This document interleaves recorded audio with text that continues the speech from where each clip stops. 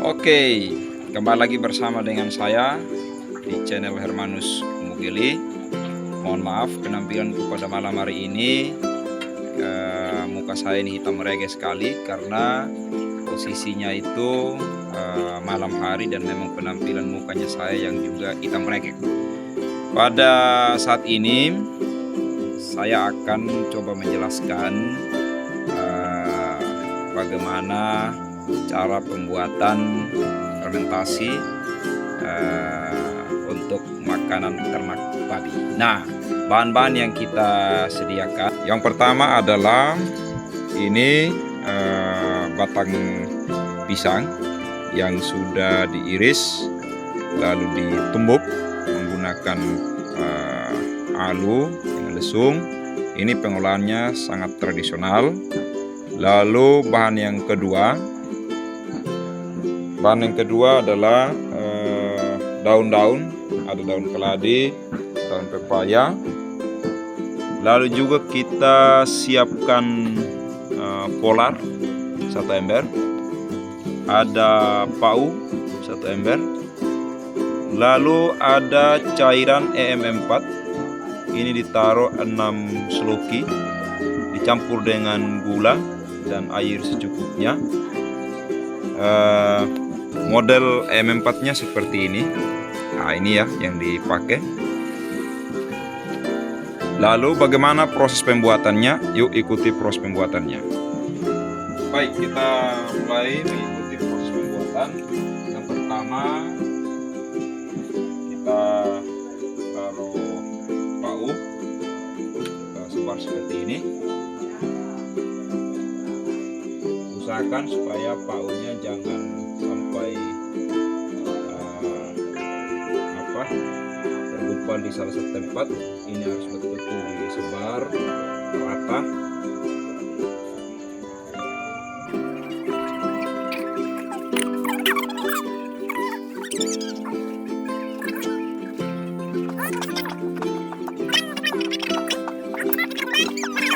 Ini fermentasi ala Sumba. Dalam campuran batang kelapa batang pisang, itu masih ada juga buah-buah mangga yang ikut saya belah dan belah. Nah, itu yang pertama, di mana batang pisang tadi sudah dibentang di atas lantai yang sudah tentu dibersihkan. Lalu juga kita sudah taruh dedak pau padi. Selanjutnya kita akan tabur lagi polar. Kita mulai ya, ikuti prosesnya. Mohon jangan di skip videonya supaya proses pembuatannya bisa dilakukan secara mandiri nanti.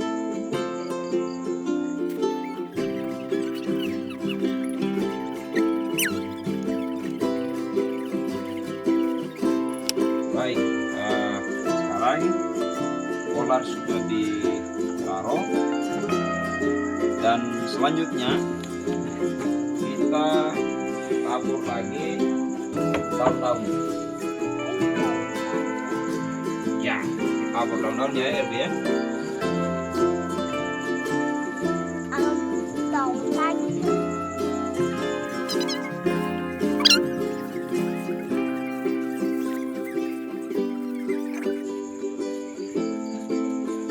Baik, setelah kita tabur daun-daun, sekarang saatnya kita percik cairan EM4 yang sudah dicampur dengan gula, dan pastikan ketika kita hirup seperti ini, cairan ini harus baunya wangi. Wangi sekali ya, seperti itu. Baik, kita mulai percik ya.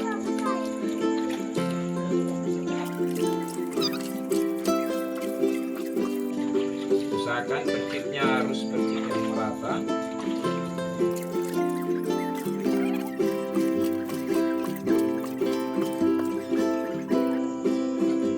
Ya, setelah kita percik rata seperti ini, selanjutnya kita campur.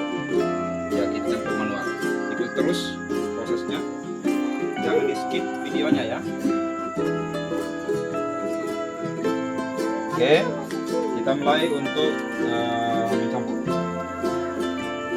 Proses pencampurannya seperti ini.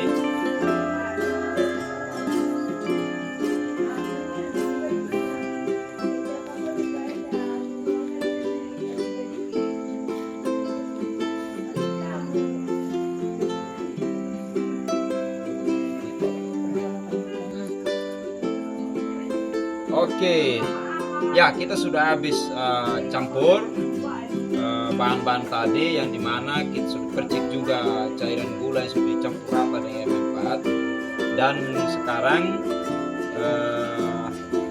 makanan babi yang kita sudah campur ini, dimana sudah campur dengan batang pisang yang sudah cincang, daun-daun itu tercampur merata. Dan berikutnya adalah kita akan memasukkan ke dalam kumbang tempat untuk kita melakukan fermentasi. Ikuti proses selanjutnya. Kita sudah hampir selesai mengangkat semua untuk ditaruh di wadah. Selanjutnya kita ikuti proses fermentasi ketika makanan ini sudah ditaruh di dalam wadah. Selamat mengikuti.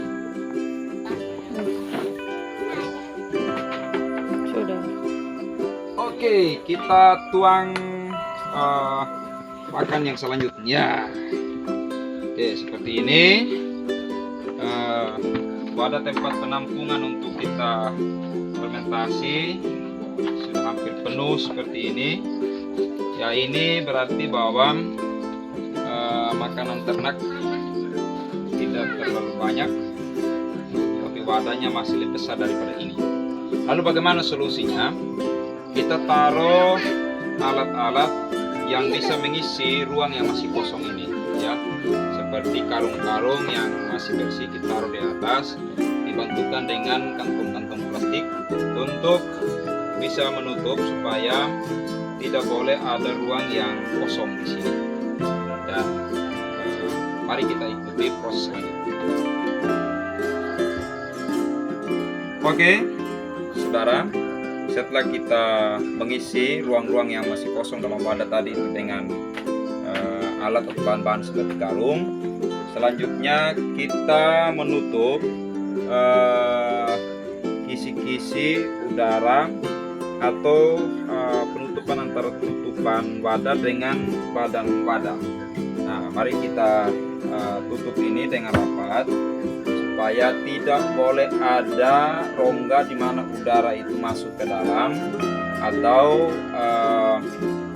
apa istilahnya, gas yang di dalam itu keluar atau udara dari dalam itu keluar. Kita harus betul-betul menutup dengan rapat supaya proses fermentasinya bisa maksimal sesuai dengan harapan kita. Yuk ikuti proses isolasi.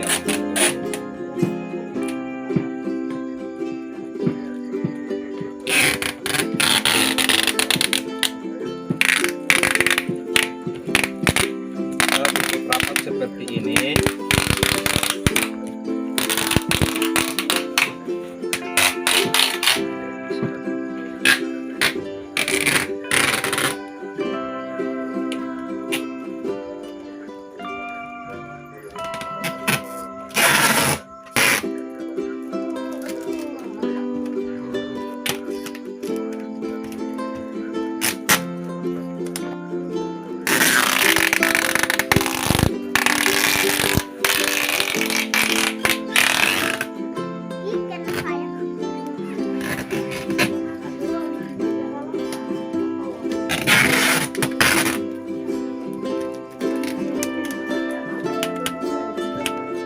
Saudara, ini kita sudah melakukan proses pengisolasian, di mana di sini bisa saya pastikan bahwa tidak akan ada udara yang masuk atau udara yang keluar dari dalam wadah ini. Setelah makanan ternak babi ini diisi di dalam dan tertutup rapat seperti ini secara lingkaran, secara menyeluruh, nanti kita tunggu 3 atau 4 hari ke depan baru kita buka, dan ketika kita buka kita pastikan bahwa makanan babi yang difermentasi ini bisa sukses dengan baik. Nah, ciri-ciri bahwa makan babi sukses adalah: satu, makan babi itu aromanya sangat harum atau baunya bau harum. Nah, yang kedua, makanan babi ini tidak ditumbuhi jamur. Lalu yang ketiga, makanan babi ini layu, ya. Lalu yang berikutnya, makanan babi ini boleh dikatakan berwarna putih bersih. Nah, itu merupakan ciri-ciri keberhasilan daripada proses fermentasi makanan babi.